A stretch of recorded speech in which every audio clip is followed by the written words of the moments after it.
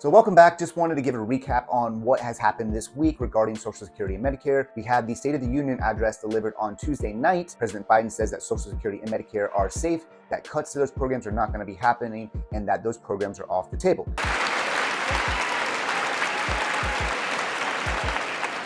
So folks, as we all apparently agree, Social Security and Medicare is off the books now, right? They're not to be started. All right.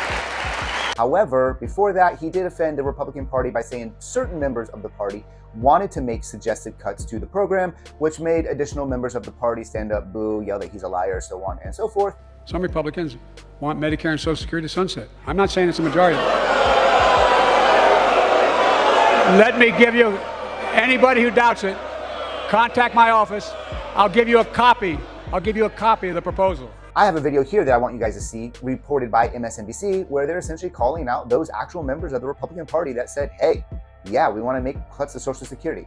Let's watch. Well, a hit dog will holler, right? Republicans, like for instance, Senator Mike Lee of Utah, performed exasperated betrayal. Look at that face. Look at it. He's hurt even by the suggestion when Biden called him out. Senator's visibly shocked, stunned even. The president would suggest Republicans like himself would cut Social Security. You sure about that, Mike Lee? You sure about that? I'm here right now to tell you one thing that you probably haven't ever heard from a politician. It will be my objective to phase out Social Security, to pull it up by the roots and get rid of it. My objective to phase out Social Security, to pull it up by the roots. Sounds pretty unequivocal to me. President Biden was too polite to specifically name the other Republicans he was talking about, but, well, we're not.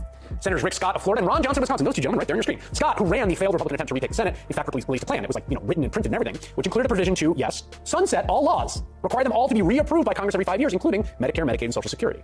And here's the obvious point Republicans won't admit. If they sunset those programs, they're probably not coming back.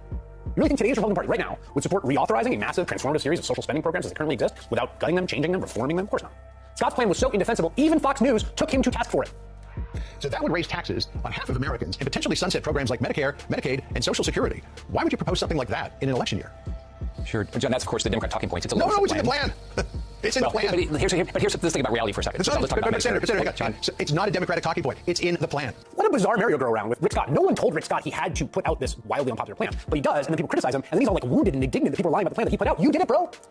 Biden was right. The jeering crowd of hecklers was wrong.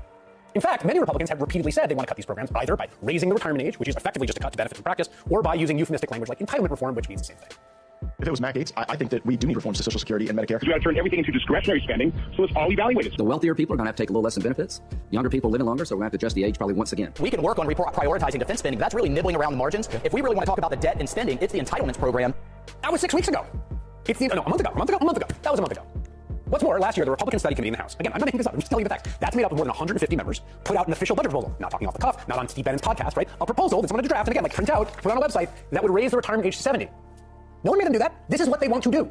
It is rare a president gets to score actual political points during a State of the Union address, which is why Biden seems to have found a new favorite attack line. They seem shocked when I raised the plans of some of their members and their caucus to cut Social Security. And Marjorie Taylor Greene and others stood up and said, liar, liar. I remind you that Rick Scott from Florida, the guy who ran the U.S. Senate campaign, has a plan. He says all federal legislation sunsets every 5 years. If the law is worth keeping, Congress can pass it again. Social Security, Medicare, Medicaid. Man's right. Whether Republicans want to admit it or not. So now it's been a couple of days since the State of the Union address. Biden's actually down in Florida. Rick Scott is defending himself, challenging Biden to a debate. Regardless of which side of the political spectrum you stand on, the important thing to take away from this is knowing that Social Security and Medicare are safe from cuts regarding how to fix the U.S. debt. Stay tuned for more videos as I keep you guys updated on Social Security, Medicare, and retirement, and help you figure this out for yourself or your aging parents, just like I'm doing as well. See you in the next one.